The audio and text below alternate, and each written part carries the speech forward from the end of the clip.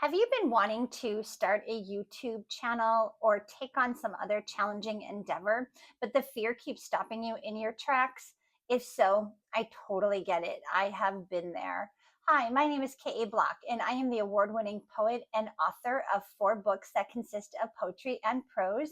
My channel is called The Practical Poet, and I have a blog of the same name called thepracticalpoet.com.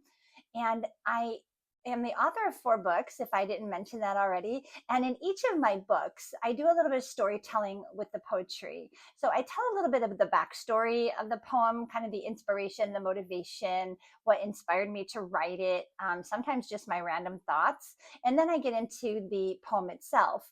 And I follow that same format on my channel. I do a little bit of storytelling, and then I get into a video poetry reading.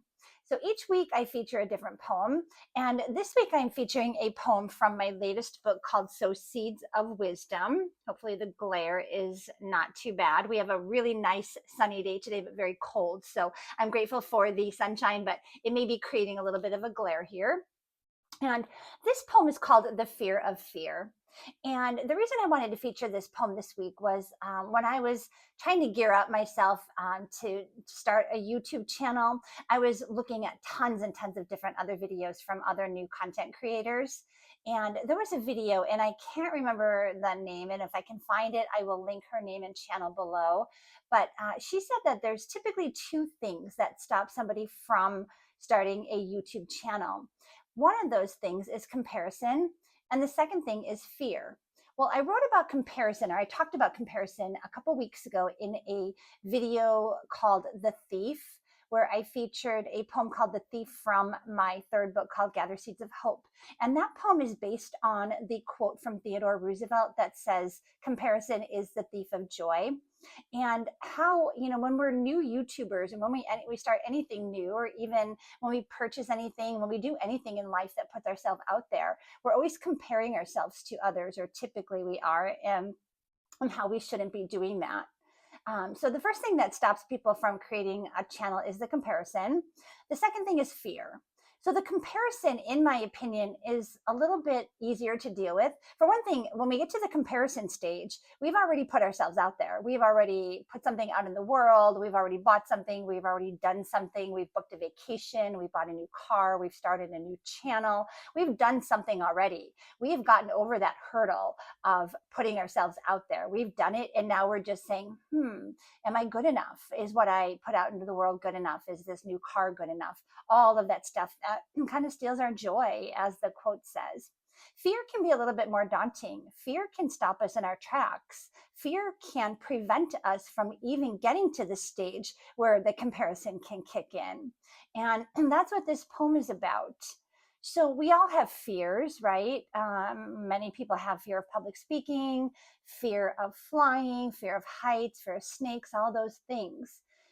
But when it comes to doing a YouTube channel or putting ourselves out there into the world, what exactly is it that we're afraid of? Are we afraid of speaking into a channel or into a camera and sounding stupid? Are we afraid that people are not going to listen to us, or that we don't have the authority to be speaking on a certain subject? Are we afraid of being ridiculed and laughed at? And people can do that in the comments these days on social media, right? People can just post whatever kind of comment they want. They can make fun of us. They can call us ugly. They can say we talk funny, whatever. And so that's a little bit daunting, and that's a little bit of a fear. And maybe to some extent, we're afraid of being discovered by maybe not the world at large so much, but maybe the people closest to us. We're afraid of their criticism. They're the ones that love us the most. And so they're going to be the most critical. So some of us keep our channels hidden. And even more than that, we might be afraid that our employer might find out that we have a channel, and maybe we're speaking on a topic that may not gel well with our current employment. And so there's a fear of being discovered. But fear, like I mentioned, it can be very daunting, but it can also be overcome. We can tackle that fear. We can put it to the side, and we can say, I'm going to overcome this fear. I'm going to overcome whatever it is. But we have to want to be able to do that, because it does take a lot of effort and it does take a lot of struggle. It's easier just to say, not today, not feeling it, I'm too nervous, I get butterflies in my stomach whenever I think about doing that. Heck no, I'm not gonna put myself out there. Whatever the fear may be that we're trying to overcome, we may just decide not today. It's just not going to happen. I did that for months and months and months with my YouTube channel. And then finally, one day I just said, I have to just hit record, and I just have to put this out there and let the chips fall where they may. So how do we decide? How do we know what we're going to put out there into the world, or what fear we're going to overcome that's going to allow us to make that next step forward into our lives? We can just try to talk ourselves, into it all the time, and that may or may not work. But a lot of times there has to be something in it for us. There has to be some kind of a motivating factor. There has to be something that is going to allow us to climb that hill to get to the other side. And one of the things for me, a little bit of a personal story here, is I am a certified Pilates instructor, and I started my Pilates journey back in 2018 with some teacher training that we had to do. And we had a trainer that would fly in, our master trainer would come from Arizona to the Midwest and do a series of weekend workshops while we worked on our teacher training. And each time she came out, I was so nervous, and my stomach would just be in knots. And I was like, I was almost dreading it. I loved her dearly, but I was dreading the sessions, especially the sessions when we had to get up and we had to teach a small segment of the class to each other.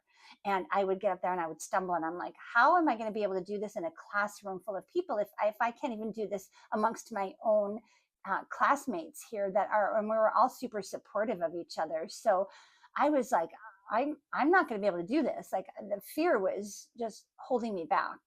Well, one day I decided, not one day I decided, but one time I had the opportunity to fly out to Arizona. And while I was there, I visited my master trainer. We had become friends, and I went with her to some of her Pilates studios. And a couple times she threw me out there into the class, and she said, okay, here's Kristen. She's going to go ahead and teach you these next 4 segments. And I was like, I am. And I didn't have time to be afraid. I just had to do it. So I got up there and I just started teaching those segments. And afterward, I just was like, thank God, I never have to do that again. I'm never doing that again. And then the next day she would throw me back into another class, and she'd say, okay, Kristen's going to teach you this. And she was standing on the sidelines and she was watching, which was probably a little bit nerve-wracking. And she would give me some constructive feedback afterward. But by the end of the weekend, I pretty much decided, this is not for me. I'm not going to do this again. And I'm not exactly sure what it was that I was afraid of. I think that maybe I had some fear that, again, going back to what I mentioned earlier, are people going to listen to me? Do I have any authority? Are they going to think I'm too old? Would they rather have a 21-year-old instructor? All of these things playing in my mind. But for me, it was just like, no, I'm done. I'm not going to do this. My Pilates journey stops here. My instructor, before I left to fly home for that weekend, told me that she had heard of a opening coming up in our studio where they were looking for an instructor. And then she felt like I was ready to take on that shift. And I was like, nope, not doing it, not doing it. And she says, yes, you will. I know you will. And I'm like, no, I'm not going to do it. The fear was just so great. Every time I thought about it, my stomach would clench up and I would just be a bundle of nerves. I'm like, I cannot do this. So here's how I knew, though, that I really, in my heart of hearts, wanted to do this. And sometimes that's how we know. Sometimes our heart lets us know. Our mind, forget it. Our mind is going to play tricks on us. Our mind is going to try to keep us in our safe zone. Our mind is going to say, not today. But our heart knows what we truly want. And we have to listen to that. And the reason that I knew that my heart was telling me otherwise, something different than what my mind was telling me, was because when I got on that plane, I felt very let down. Just a feeling I couldn't describe. I couldn't pinpoint it to anything in particular. I almost felt like I was leaving something behind on the table, like something that, an opportunity that I had, I was just letting it slip through my fingers. And I carried that dark feeling with me for several days, just a feeling of just blah, and like, almost like I lost my best friend, almost like I was like, I don't know what I'm doing. I've lost my focus. I've lost my goal. And a couple of days later, I got that call from my studio, And they said that they were looking, it was actually a text message. They said they were looking for an instructor and they wanted me for it. And did I want to take it? And I answered back and I said, yes, I'm in. I just didn't even think about it. I just did it. And at that moment, I felt like a burden had been lifted. I felt like the sunshine had come out again. I felt like, yes, I am going to do this. I can do this. This is meant for me to take on this shift, and I've got this. And my shift was going to start in about another 2 weeks. So I had 2 months or 2 weeks to pine over it and 2 weeks to be nervous about it. But every day I started focusing on what can I do to prepare myself. And I started, just practicing a lot. I started reading up on my notes. I started listening to podcasts. There was one in particular called Do It Scared. I can't remember the podcaster's name, but that was instrumental in helping me get over my fears. And I like that quote that says, do something every day that scares you, or do something every day that terrifies you. And so I knew that, this was something that was meant for me. This was something that I really truly did want to do, but I was letting the fear interfere. I was letting the fear get in the way of me accomplishing and working towards something that I really wanted to do. So in the end, I did go up and I ended up teaching that class, and it wasn't a perfect class. There was probably some mistakes. If I had like our YouTube videos, right? They always say, go back and watch your first video once you've got like 500 videos on, and you'll probably cringe at that first video. And it's kind of like that with that class. If I could go back and watch a video of myself teaching that class, I would probably cringe, but you know what? I did it, and I kept showing up, and I kept going back, and I kept doing it, and I kept improving. And now I'm one of the top instructors, if not the top instructor in one of my home studios. So I'm just throwing that out there just based on feedback that I've gotten. There's nothing statistical saying that.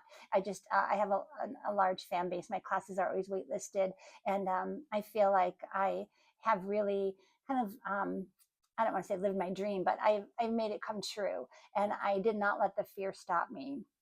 And so again, I listened to my heart. I had to really analyze what is in this for me to get to that other side of that goal, because it would have been so easy to just leave that plane that day when I landed back home and just say, nope, I'm done. I tried. It just didn't work out for me. Compare that to another story that I have about fear, and then I'll get to the poetry reading. Back in, when was it, 2003? So we're going in the Wayback Machine. My boyfriend and I decided to get a pair of Harley Davidson motorcycles. I had never ridden before. I didn't really aspire to ride, but everybody in our circle rode. He wanted to ride. And he wasn't crazy about me being a passenger, just being a new rider. He just didn't want to feel responsible for me if I went flying off the back or something. So he encouraged me to get my own motorcycle. We both took it's called the Rider's Edge course, the Harley Davidson motorcycle course. And I was not a natural at that by any means. I was probably almost kicked out of class because I dumped the bike over so many times. I just didn't seem to have any skills. And I was terrified every time we had to get on that motorcycle. And this wasn't even the Harley Davidsons. What they used in class were little 250cc bikes. And I kept dumping it and I kept falling over. And I'm thinking, I have no talent for this. And I would go home after the end of class and I would cry every night. Fast forward, I did end up passing the class. How, I have no idea. And we started riding the motorcycles. And I just, every time that I knew we were going to go riding, I was in the bathroom. I had an anxious stomach, a headache. I just was dreading it. And I would go and I would do it, and I didn't enjoy it. I would try to smile and try to act like, yeah, I'm having fun. But I could not wait to park that bike back in the garage. And that probably was my instincts telling me that this is not for me. I got in a situation one time, three things come to mind. One time I almost got hit by a truck because you can't ride a motorcycle like you drive a car. I mean, I'll kind of be a little risk taker in my car. I'll kind of be like a little bit of maybe play chicken or something. You can't do that on a bike. You have to ride like you're invisible. And so I almost got smushed by a truck, to be honest with you. And then one weekend I slid on some gravel and I just took the bike down and it landed on my leg, and somebody had to come and help me pick it back up. But the following weekend we were at a bar in having lunch, and I didn't even drink that day. Everybody else in my group did have a beer and I did not. I had just had water, and we had to kind of go up a hill, and I was on the bike and I popped the clutch, and on the gravel, the bike lurched forward. It hit somebody's rear tire on their bike and it took them down.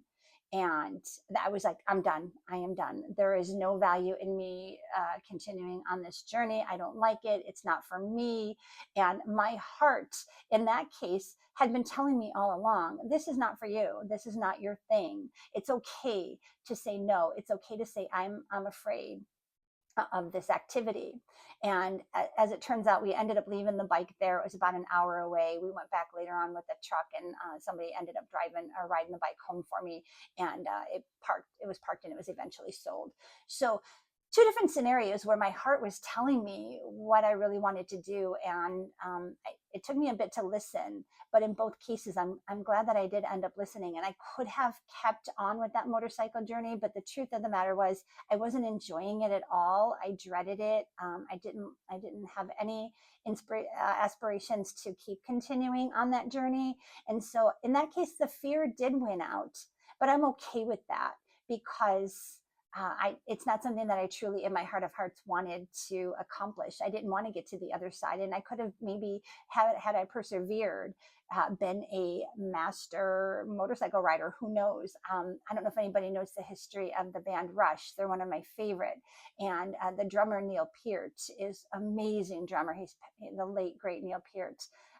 He passed away in 2020, but he first started riding a motorcycle, and this is a man that could manage a whole stage of drums, and his hands and feet and everything were going in all different directions, and he could not figure out how to ride a motorcycle. He kept stalling it, dumping it, whatever, and was about to give up. And so I used him as a little bit of inspiration. I'm like, hey, if Neil struggled with this, and he's so talented on so many fronts with his drumming, of course I'm gonna probably struggle with it as well, right? But even that wasn't enough encouragement for me to keep going. And so in that case, there was the fear did win out, but I was actually okay with that. I felt that relief, just the same relief that I felt opposite of when I decided to embrace the Pilates. When I took that on, the fear disappeared, and it was like, this is what I'm supposed to be doing.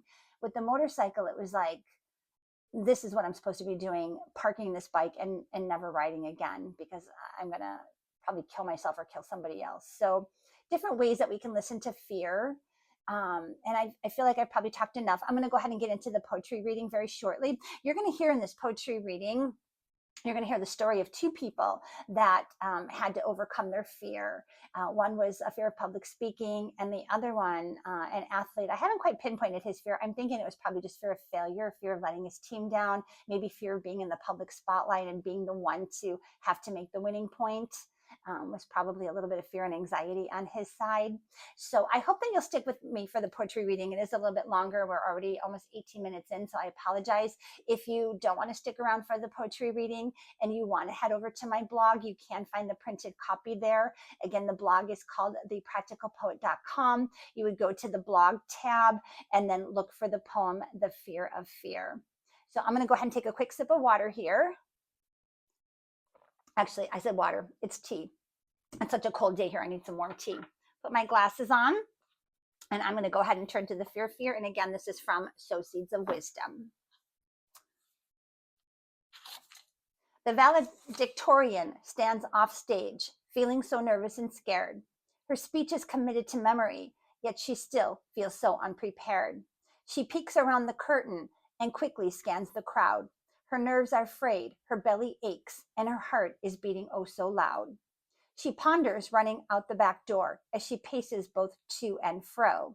But then the announcer calls her name, and she knows it is time to go. She displays such grace and poise for someone so young of age as she takes a deep breath of courage and steps onto the stage. The basketball player stands at the line, preparing for his free throw. He scans the crowd and takes deep breaths to get his heart to slow. He senses the stillness in the air and feels his anxiety climb. This could be the winning point or put the game into overtime. He holds the ball and squeezes it tight as his apprehension lingers. He aims and shoots, not quite aware that the ball has left his fingers. Time has slowed and silence remains as the player rubs his hands. He closes his eyes, for he cannot watch to see where the flying ball lands. But he can't wait any longer, and his nerves can't take any more when he hears the crowd go wild as they erupt into a roar. The basketball player cries tears of joy as he absorbs the fans' adoration. The valedictorian smiles proudly as she receives a standing ovation. Both of them grew that day in ways they may not have guessed. They embraced both fear and victory, even though they were put to the test. So many times in life, we are grounded by our fear. I'd love to skydive from a plane, but I know I'd never dare. Fear can weigh us down so that we cannot spread our wings. Fear can hold us back in life from achieving so many things. But when the adrenaline kicks in, the feeling is so inviting. We wonder, in retrospect, why we spent so much time fighting. Adrenaline makes us feel alive. The excitement makes us surge, but fear comes along like a bully and helps tamp down the urge. Fear will tell us what will go wrong. Fear is negative. Fear will strive to hold us back instead of encouraging us to live. So be uncertain, be petrified. Don't let fear have its say. Do it scared, be terrified, but do it anyway. Try to gather up your strength and try to persevere. Try to let your courage be stronger than your fear. Try to do something every day that helps shake up your nerves. This will help build courage to navigate life's curves. For when you reach the other side, it's then you realize that you just grew much stronger by looking fear in the eyes. And the next time you grow fearful or are overcome with doubt, you'll recall the moment when you kicked the fear right out. And once you no longer allow fear to live inside your head, you won't be grounded anymore. You'll embrace the fear instead. So that was the poetry reading of The Fear of Fear from Sow Seeds of Wisdom. In there, we heard the story of two people that were terrified and had to overcome their fear, the valedictorian giving her speech and the athlete striving to make the winning point for the team, being the focus of everybody's attention. And had he missed, boy, that would have been a letdown for everybody, right? He would have been probably the town pariah, but they both embraced their fear and they both grew for it. And that's what I was talking about before. Fear can, once we embrace it, there has to be something in it for us. And a lot of times that is just soul growth. That is just spiritual growth and growth of our character and the courage to maybe embrace the fear next time something comes along that's challenging, rather than just automatically kind of, pushing it to the side and saying, nope, I'm too scared. Maybe we'll say, you know what, remember that one time I was terrified to do this and I pushed through it and I did it anyway. And the benefits have enhanced my life in more ways than I ever could have imagined, as what happened with me with my Pilates journey. And so maybe instead of just automatically pushing that fear to the side, we will embrace it next time and we'll say, yeah, I got this. I'm going to kick you to the curb, fear, because I'm stronger than you are. And like the poem mentioned, fear is a negative emotion. It holds us down. It holds us back. So, don't let it. Embrace that positive and embrace all of the positive things that are going to happen in your life and to your soul and to your spirit and your character and all of those good things as a result of embracing that fear. So with that, I'm going to leave you. I thank you so much for sticking with me so far. This was a little bit longer than I intended, but I told those two stories about two different ways of dealing with fear and, allowing fear to take me in two different directions. So I would love to hear your comments. If you want to be notified of my weekly poetry readings, please click the like and subscribe button. Head on over to my blog, thepracticalpoet.com/blog, for the printed copy and the backstory of The Fear of Fear. And I hope you have a wonderful week and stay warm. It is brutally cold in many parts of the country. So wherever you are, I hope that you are staying warm. Go get yourself a nice cup of tea and we'll chat real soon. Thanks so much. Bye.